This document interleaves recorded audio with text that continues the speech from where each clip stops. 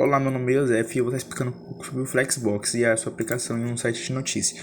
O Flexbox nada mais é que uma parte da estilização que a gente pode utilizar em uma página HTML a partir do CSS. Ele nos permite organizar, alinhar e distribuir itens dentro de um container.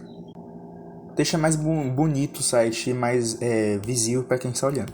Logo depois disso já temos o Flex Container, que vai explicar um pouco o que é a classe Py, e depois a Flex Item, que é a classe Filho. A classe Py, que seria o container, vai explicar algumas coisas que vão ser aplicadas nele, que vão logicamente ser influenciadas nas suas classes filhas, que é o Flex Item. Dessa forma temos alguns comandos que são utilizados na Flex Containers que vão afetar o filho. Depois temos os eixos, tem o eixo X, o eixo Y e o eixo Z. Como o eixo Axis, que é utilizado, main Axis, para explicar, e o Cross Axis também, que seria o eixo transversal, e o main Axis, o eixo principal, que seria o X. Além disso, também temos o Z-Index, que vai ser o Z, que vai ser a profundidade, geralmente utilizado para sobreposição. Vou falar um pouco agora das propriedades da classe Py. Temos o Display, que tem que ser declarado para falar que é Flex, o Flex Direction, o Flex Wrap, também o Flex Flow, o Justify Content. Também temos alguns outros que são utilizados como os Align Itens.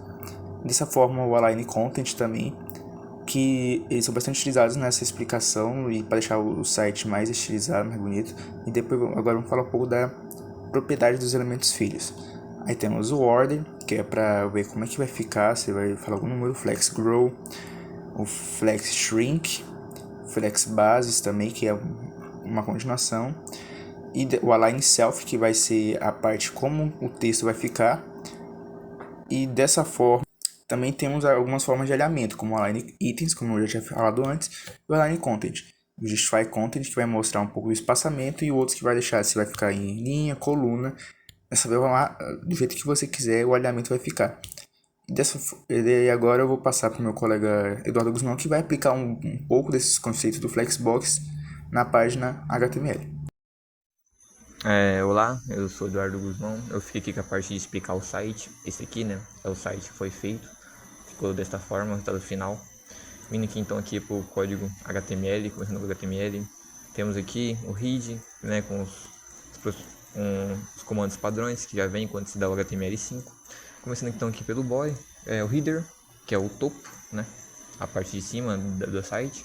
Foi colocado pouca coisa, né, uma div com uma imagem, um H1 e H2 só pelo título, que ficou desta forma, né? Ele vai ficar debaixo do outro lado do CSS, que explicarei mais na frente. Temos aqui também o main, que é a maior parte do site, onde foi colocado os menus, as equipes, essas coisinhas aqui, né, para poder né, ir para outros lugares, outros sites diferentes.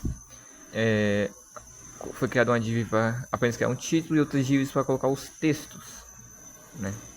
Colocado aqui a notícia, os outros textos, né, com o título, o texto dele em si, uns textos com informações totalmente fictícias, não aconteceram de verdade, foi a coisa que eu pensei na hora. Está aqui, ficou dessa forma. E passando aqui para o footer, que é o rodapé, foi colocado apenas os créditos e mencionando algumas pessoas, algumas coisas, tipo créditos aqui, né, e algumas menções, nada muito complicado. Vindo então aqui para o CSS, que é o que dá vida ao site, né, começando aqui pelo asterisco, que se reflete a tudo do site. Tudo o site vai obedecer isso aqui, que é o margin, o padding, que é o margem meio interno, e o box size. Foi colocado isso aqui para poder ficar alinhado, para não, se por acaso acontecer, não ficar sobrando partes que não estão sendo utilizadas, ou o footer, o header, alguma coisa, o main, ficar pegando partes que ele não precisa. Então, foi colocado isso aqui para ele ficar tudo alinhadinho, bonitinho. No body foi dado um display flex, um flex direto column, um background e uma altura mínima, só para tudo deixar tudo organizado, tudo um debaixo do outro, tipo o main debaixo do header e o footer debaixo do main, para não ficar um do lado do outro, como que é o padrão do flex. Continuando aqui, o main, que foi um flex, uma margem apenas para poder alinhar, né? E o footer também foi usado um padding, um background, um font size apenas para deixar ele mais enchidozinho, para ficar mais bonitinho, tamanho da letra e tudo mais, coisa bem simples. Passando aqui agora para as partes específicas, que foi o que foi feito mais coisa. Vindo aqui então, voltando aqui para o header, o topo, que é os elementos do topo. Foi feito um display flex, um test align, um flex direto column para deixar um debaixo do outro, e um background color, além de um padding, né, para dar um preenchimento a mais aqui. Então foi usado o display flex para poder manipular esses elementos, um display center para trazer eles que ficam geralmente aqui e trazer eles aqui para o meio, ficar um debaixo do outro. Foi usado o column aqui e o center para deixar no centro. E tamanho da letra, no caso aqui não precisou muito do tamanho da letra, porque é H1 e H2, então o tamanho da letra já vem meio padrão do H1. Vendo aqui o principal, que é o main, que é a maior parte.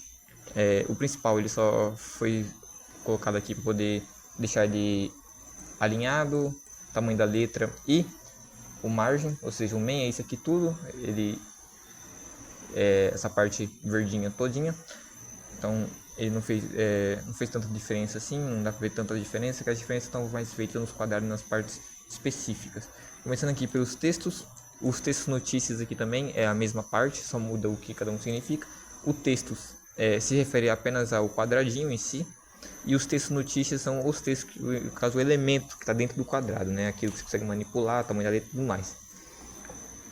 Vindo aqui para o Veja Mais, que é uma lista, foi feita uma lista do Veja Mais, para poder colocar assim, desta forma. Entretanto, como a lista ficou um debaixo do outro, foi utilizado aqui o display inline, para poder travar um do lado do outro, desta forma aqui. Isso aqui são links que jogam você para outros sites.